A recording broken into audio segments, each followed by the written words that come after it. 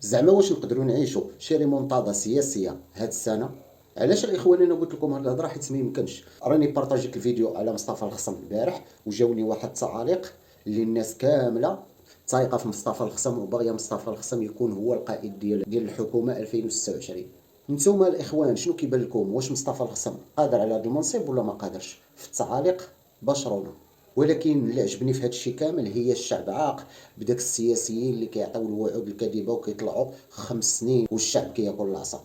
وانا واحد من داك بزاف اللي ما كيصوتوش وما عمرني صوتت، ولكن هذا العام مشيت سجلت وعندي دابا حق التصويت وغنختار الحزب اللي غيعجبني البرنامج ديالو وغنصوت عليه. لما لا؟ لحقاش بغينا تغيير.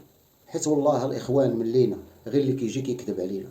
وجا الوقت اللي خصنا نخب جداد وخصنا وجوه جداد وخصنا تغيير في 2026. وراه مازال كنطالبوا بالصحه وبالتعليم وبالعيش الكريم وارتفاع من الدخل الفردي ديال المواطن المغربي. تحياتي لكم، والى عجبكم الفيديو بارطاجيوه، وتحيه للجميع.